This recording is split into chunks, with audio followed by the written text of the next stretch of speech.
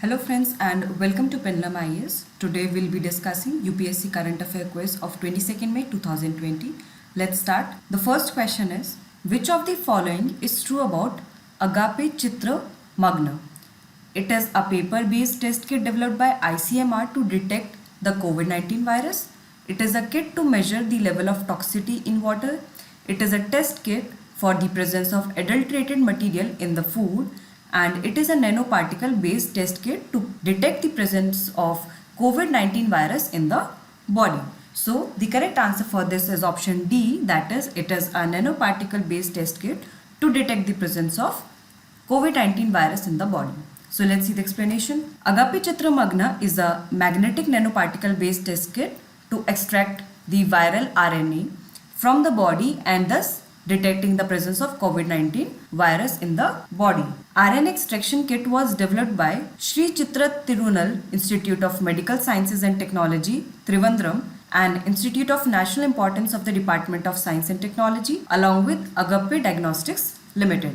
This will make India self-sufficient in the availability of the test detection kits. Therefore, the correct answer is option D. Moving to the next question. Which of the following are the possible applications of coir geotextile? First is promoting quick vegetation, avoiding soil erosion, keep the topsoil filled with moisture as a sealing material, to stabilize the layer of landfills as a replacement of wooden construction, and as a sunscreen. So आपके options हैं. So you have to select the correct answer from the codes given below. 1, 2, 3, 4 and 5, 2, 3, 4 and 5, 1, 4, 5, 6 and 7, and option D is all of the above. So the correct answer for this is option D, that is all above given are the applications of coir geotextile. Let's see the explanation. Coir geotextile is a natural fiber extracted from the outer husk of the fruit of the coconut tree. It is renewable, recyclable, biodegradable fiber that is strong, resistant from being rotten. It needs no chemical treatment and therefore it helps in preventing soil erosion, allowing vegetation to flourish. It absorbs the water and thus provides continuous moisture to the topsoil. In this way, it promotes quick vegetation. It can also be used as a sealing material. It helps in stabilization of landfill by effectively separating the landfill from the stone-based cores. Coir, when mixed with phenol formaldehyde resin and converted into boards, provides as a low-cost substitute to wood. Because of its adjustable property, it is also used as sunscreen and windscreen.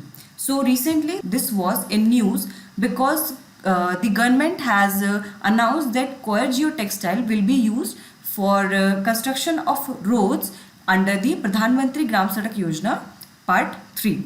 So the correct answer for this is option D. Moving to the next question. Recently a loud sound was heard all over Bengaluru, which is also called the Bengaluru boom and is expected to be a sonic boom. With respect to this, consider the following statements. Sonic boom is created when an object travels at hypersonic speed. A hypersonic boom can create two booms, one when overpressure is created and others at the time of pressure returns to normal. Both statements are true, none of these statements is true. So the correct answer for this is option C, that is both A and B are true. Now let's see the explanation. A sonic boom is the effect of hypersonic waves produced by an object moving at hypersonic speed. A jet flying at hypersonic speed creates overpressure before the plane and creates negative pressure behind the jet. The person who comes in contact of the direction of the waves feels the effect of the waves and thus hears the sound. Through a hypersonic jet, two booms are created. One is in case of overpressure and other when sonic pressure returns to normal. Therefore, the correct answer is option C. Moving to the next question. Recently, scientists at Pune-based Agarkar Research Institute have mapped the alternating dwarfing genes of wheat RST14 and RST18. Which of the following correctly describes its advantages? The genes when used will reduce the rice stubble burning. Second, it reduces the water requirement for irrigation. Third, the genes would allow the crops to be grown in a short period.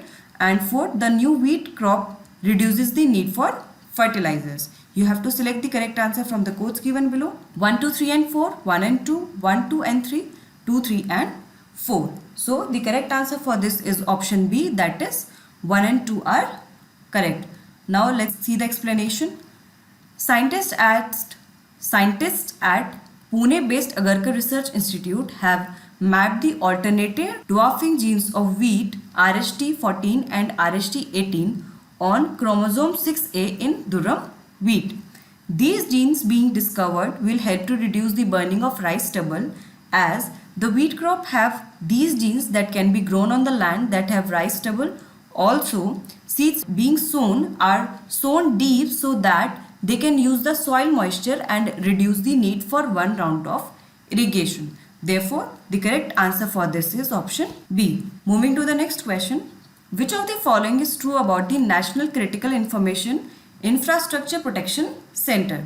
First statement is, it is a center created under section 70 of the IT Act 2000. Second, the insurance sector comes under critical infrastructure. Third is both A and B, and fourth is none. So the correct answer for this is option C, that is both A and B. Friends, National Critical Information Infrastructure Protection Center is an organization created under section 70A of the IT Act 2000. It is the nodal agency involved in the protection of data related to critical infrastructure.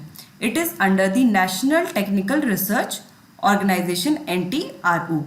The critical infrastructure involves the sectors, the destruction of which has a bad impact on national security, economy, national health, etc. Following sectors are classified as the critical infrastructure: power and energy, banking, financial services and insurance, telecom, transport, government, public and strategic enterprises. Therefore, the correct answer for this is option C. Moving to the next question. Which of the following is true about the National Technical Research Organization? First, it is an intelligence agency under the National Security Advisor. National Critical Infrastructure Protection Center is under the National Technical Research Organization. And third is, it provides intelligence feed on external security matters only. You have to select the correct answer from the codes given below. 1, 2 and 3, 1 and 3, 1 and 2 and 1 only. So the correct answer for this is option C, that is 1 and 2 only. Now let's see the explanation. National Technical Research Organization is a technical intelligence agency under the National Security Advisor under the PMO. It was set up in 2004 and worked to provide technical feed and promote technical research and efficiency related to internal as well as external security. It includes the National Critical Information Infrastructure Protection Center and also includes the National Institute of Cryptology Research and Development, which is the first of its type in Asia. Therefore, statements 1 and 2 are correct and statement 3 is incorrect, and hence the correct option is option C. Moving to the next question.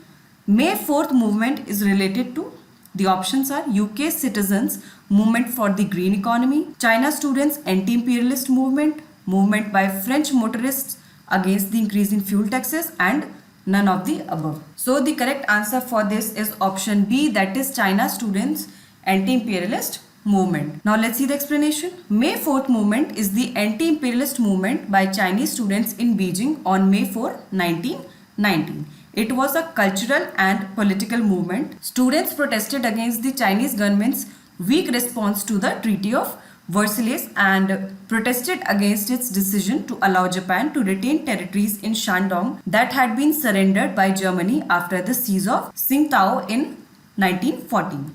The movement saw the emergence of social political leaders.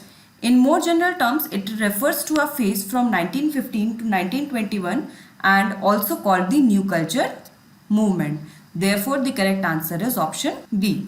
Moving to the next question. Who among the following has developed National Test Abhyas mobile app? And the options are National Testing Agency, National Informatics Center, GST Network, Indian Council of Medical Research. So the correct answer for this is option A, that is National Testing Agency has developed National Test Abhyas mobile app. National Test Abhyas, an AI-powered mobile app, has been launched by Ministry of Human Resource and Development. The National Testing Agency has developed this app. The app aims to enable candidates to practice high-quality mock tests for exams like JEE Mains, NEET, and other competitive examinations. The app will help students to boost their preparation level amidst the lockdown.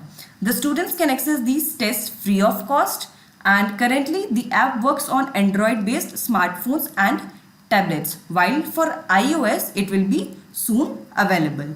Therefore the correct answer is option A.